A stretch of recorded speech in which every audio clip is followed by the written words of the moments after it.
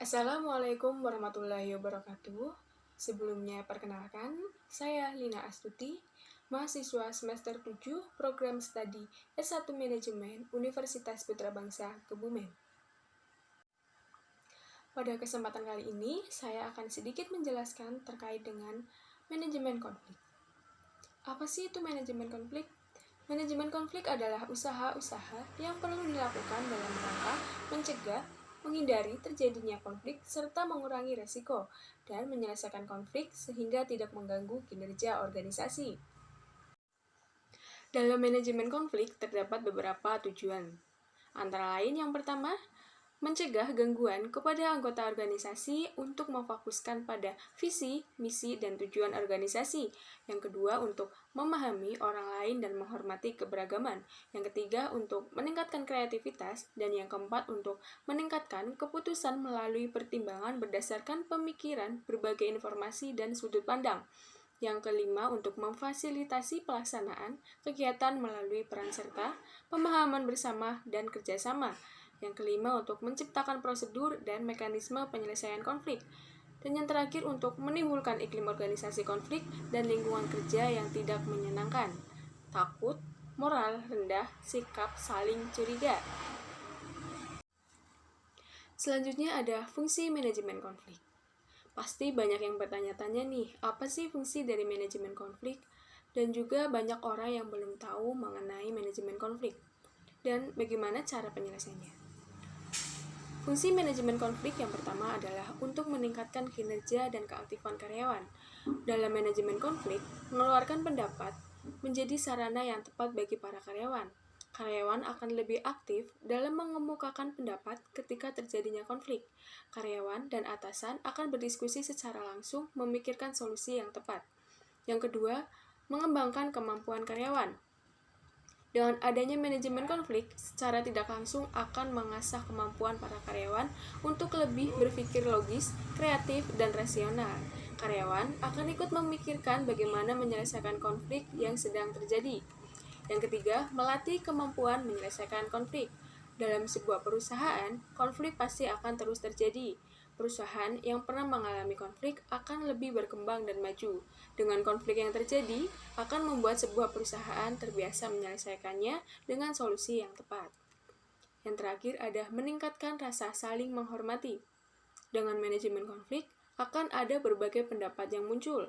Pendapat yang berbeda-beda bisa menimbulkan sebuah perpecahan. Namun, itulah tantangannya. Bagaimana kita bisa menghormati pendapat orang lain dan tidak menjatuhkannya. Yang artinya, manajemen konflik berguna untuk meningkatkan rasa toleransi antar semua pihak. Dalam manajemen konflik terdapat produktivitas organisasi.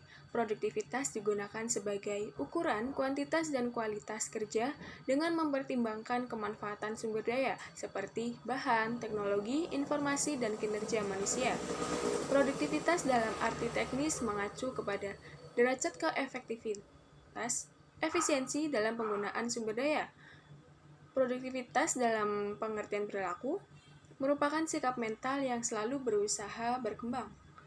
Dalam produktivitas kita dapat menghitungnya dengan menggunakan rumus total produktivitas sama dengan hasil total dibagi dengan masukan total. Produktivitas tenaga kerja dapat diukur dengan menggunakan tenaga kerja sebagai masukan, yaitu jumlah tenaga kerja, jumlah jam per orang, jumlah hari per orang, jumlah tahun per orang, dan jumlah biaya tenaga kerja. Pengukuran produktivitas tenaga kerja diasumsikan bahwa tenaga kerja mempunyai keahlian, pengalaman, pendidikan, inisiatif yang relatif sama. Karena hasil maupun masukan dapat dinyatakan dalam waktu, maka dapat dinyatakan sebagai indeks, sebagaimana dengan rumus produktivitas tenaga kerja sama dengan hasil dalam jam-jam yang standar dibagi dengan masukan dalam jam-jam yang sama. Usaha-usaha meningkatkan produktivitas.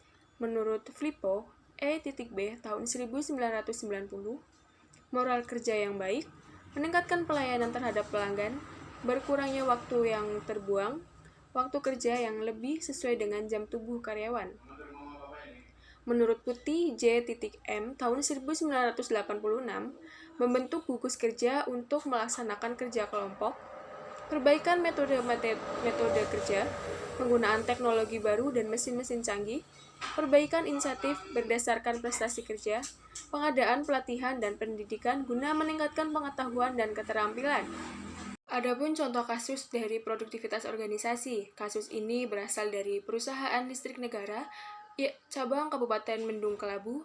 Mereka dihadapkan pada persoalan tingkat ketidakhadiran pegawai yang cukup tinggi. Pada setiap hari Senin dan Jumat, kurang lebih 26% pegawai tidak masuk kerja. Berdasarkan hasil rapat yang diikuti oleh pimpinan PLN, hal ini sudah membudaya dan sulit diperbaiki sebab banyak karyawan yang mempunyai pekerjaan tambahan di luar kantor. Setelah mengikuti pelatihan, Basuki terinspirasi untuk mengadakan perubahan dalam manajemen kepegawaian, karena setelah dianalisis secara ekonomi, tingkat ketidakhadiran pegawai ini dapat merugikan perusahaan hingga 1 juta rupiah per minggu. Basuki yakin dengan perubahan ini dapat mengurangi kerugian tersebut. Basuki sebagai Kepala Bagian Kepegawaian mengajukan rencana untuk menyelesaikan masalah ini kepada atasannya, Kepala Cabang PLN yang bernama Bajuri. Dengan penyelesaian, setiap hari Jumat, pukul 3 sore diadakan undian yang akan ditarik setiap minggu. Kartu absen semua pegawai yang bekerja dengan penuh mentaati jam kerja akan dimasukkan ke dalam kotak undian. Setiap minggu, 2 orang pemenang akan mendapatkan voucher hadiah sebesar Rp500.000.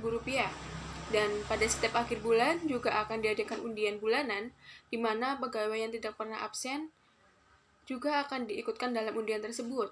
Undian bulanan menyediakan hadiah bagi satu pemenang berupa voucher seharga Rp1 juta.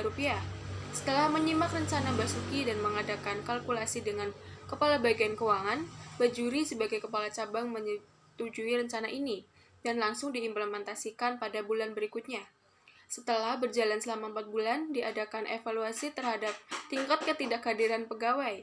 Hasilnya, berkat kebijakan tersebut, tingkat ketidakhadiran per minggu hanya sekitar 2%, tetapi kemudian muncullah suatu persoalan. Beberapa pegawai datang tapi tidak jelas melakukan pekerjaan apa.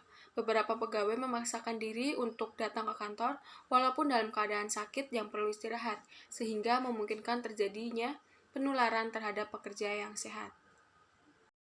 Sekian pemaparan materi manajemen konflik dari saya. Apabila ada tutur kata yang kurang berkenan, saya mohon maaf. Wabillahi taufiq wal hidayah. Wassalamualaikum warahmatullahi wabarakatuh. Terima kasih.